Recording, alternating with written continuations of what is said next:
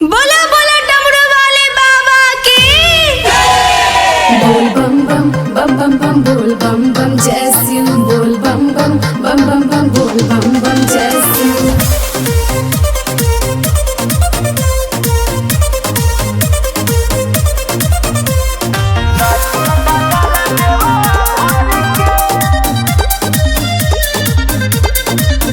बड़ी पावन सावन के दिन बा सभे बाबा के भक्ति में लीन बा।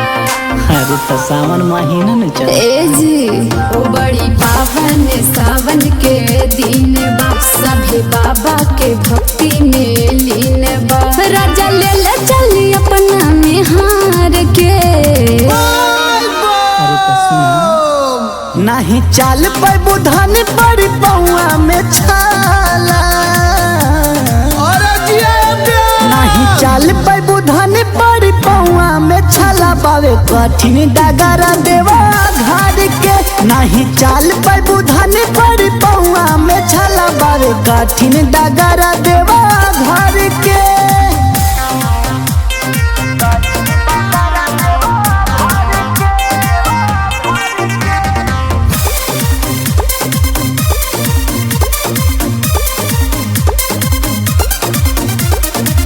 बचपन से भूखल बानी सही में। सावन के हर सो मारे ठीक है नहीं बा हमरा बारे न सोचिए सैया अपन चिंता करे।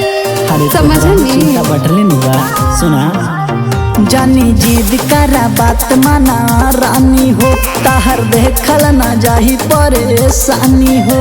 अरे तो सुनी बाबा हर ली दुखवा डगार के।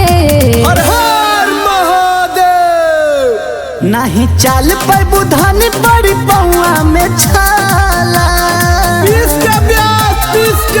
नहीं चाल पर बुधान पर पौआ में छाला बावे कठिन डगरा देवा घर के। नहीं चाल पर बुधान पर पौआ में छाला बावे कठिन डगरा देवा घर के।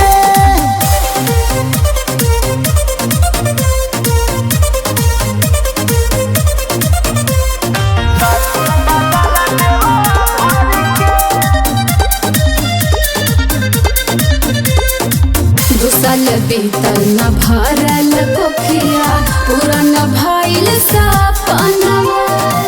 भोले बाबा पे जल ढारी के सैया मांगब सुघर लालनवा।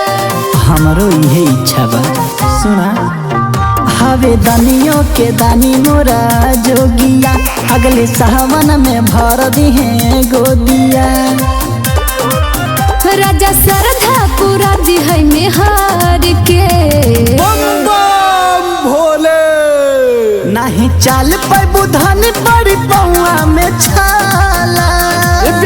तनी मिजाज में आवा नंबर दे मिजाज में। नहीं चाल पर बुधान पर पौआ में छाला बावे कठिन डगरा देवा घर के। नहीं चाल पर बुधान पर पौआ में छाला बावे कठिन डगरा देवा घर के। अब ना मनबू तो चला।